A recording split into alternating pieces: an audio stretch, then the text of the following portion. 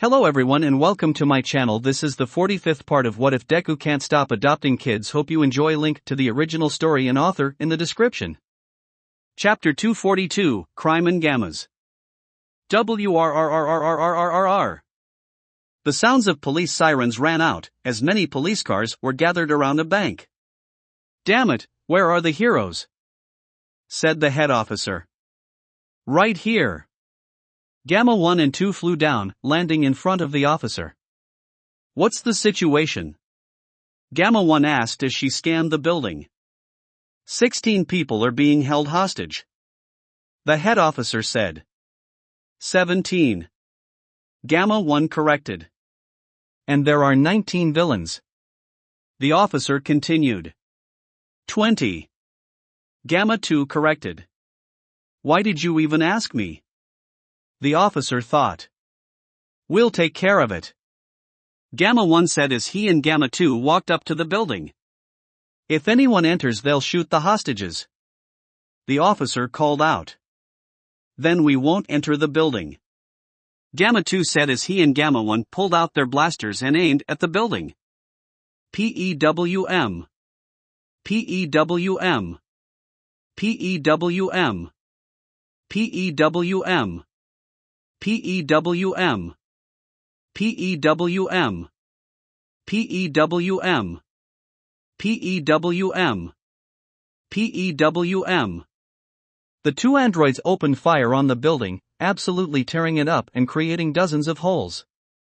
After a few moments, they stopped.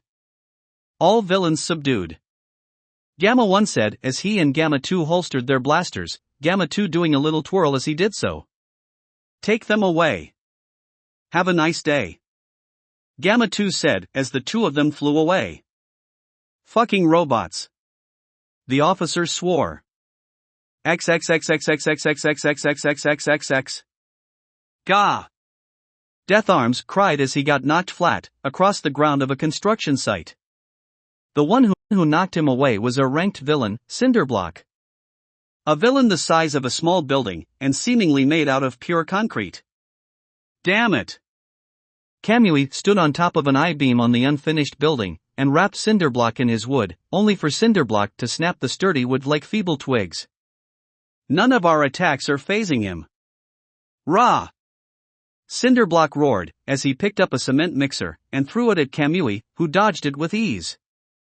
"Ha!" Lady tried to kick him, but while that did push him back a bit, it also nearly broke Lady's foot. "Ack! Ow! Ow! Ow! Ow!" Cinderblock ran forward and grabbed Lady's leg, and started squeezing it. "Ack! Fuck! Let go, asshole!" Lady cried as she tried to get Cinderblock off her, but she couldn't move her leg. "Ah! Ah!" Cinderblock squeezed harder and harder, bruising her skin and causing her bones to creak under the pressure. But before he could do any lasting damage, Gamma 2 came in and kicked Cinderblock in the head, sending him flying over to the side. Then Gamma 1 slammed into Cinderblock at top speed, kneeing him in the face and making a huge crater. "Ugh!" Cinderblock groaned as he passed out. "Nice work holding him off, guys. See ya," Gamma 2 said as he and 1 flew off. XXXXXXXXXXXXXXXXXX. Die, you scum! Break! A large crowd had gathered in front of an expensive-looking house, screaming insults and threats, while throwing stuff at the house.